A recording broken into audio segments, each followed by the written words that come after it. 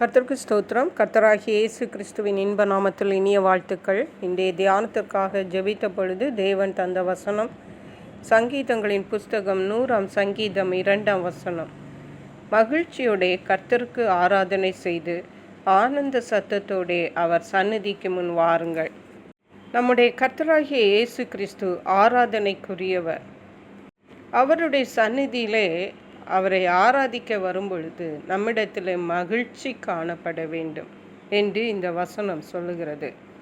மகிழ்ச்சியுடைய கர்த்தருக்கு ஆராதனை செய்து நாம் ஒரு தலைவரை பார்க்க போகும் பொழுது என்னதான் நமக்கு பிரச்சனைகள் இருந்தாலும் நாம் மகிழ்ச்சியை வெளிப்படுத்துகிறவர்களாய் காணப்படுவோம். அதே போன்றுதான் வானத்தையும் பூமியும் படைத்த தேவன், நம்மை உண்டாக்கின தேவனை நாம் ஆராதிக்க சொல்லும் பொழுது நாம் அவருடைய சமூகத்திலே மகிழ்ச்சியோடு காணப்பட வேண்டும். அது மனப்பூர்வமான ஒரு மகிழ்ச்சி.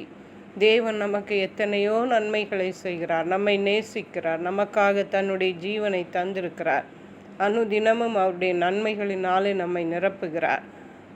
நமக்கு தெரிந்தோ தெரியாமலோ ஒவ்வொரு நாளும் அவர் உண்மை உள்ளவராயிருந்து நமக்கு அநேக நன்மைகளை செய்கிறார். ஆகவே தேவனுடைய சமூகத்தில் அந்த நன்மைகளை நினைத்து நாம் கர்த்தருக்கு மகிழ்ச்சியோடு ஆராதனை செய்ய வேண்டும்.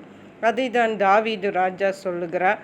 கர்த்தர் எனக்கு செய்த நன்மைகளுக்காக அவருக்கு எண்ணத்தை செலுத்துவேன், ரட்சிப்பின் பாத்திரத்தை எடுத்துக்கொண்டு கர்த்தருடைய நாமத்தை தொழுது கொள்ளுவேன் என்று நாமும் கூட இன்றைக்கு தாவீது ராஜாவை போல சொல்லுவோம்.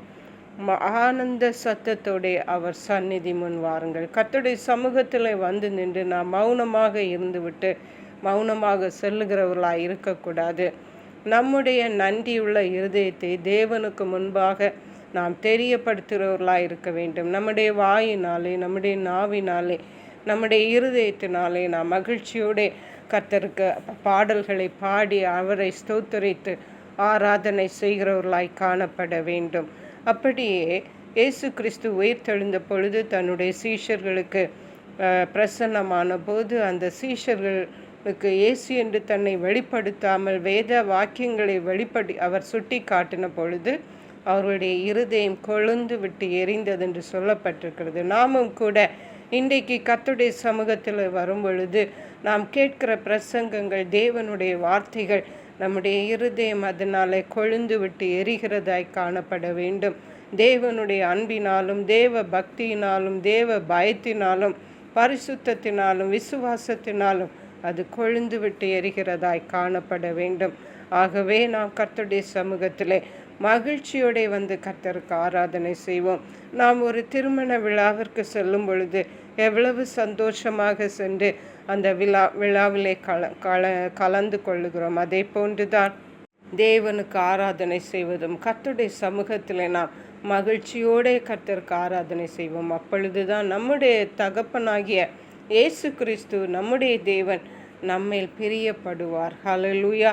அதை கேட்ட கிருபைகளை தேவன் நமக்கு தந்தருளுவாராக. ஜெபிப்போம்.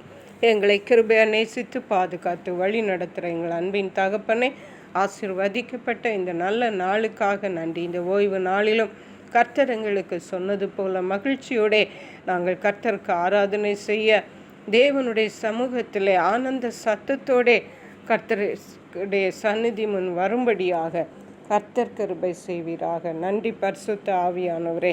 துதி கனம் மகிமை உமக்கே செலுத்துகிறோம். மீட்பரும் இரட்சகருமாகிய இயேசு கிறிஸ்துவின் இன்ப நாமத்தில் ஜெபிக்கிறோம் எங்கள் அன்புள்ள பரமபிதாவே. ஆமேன். God bless you.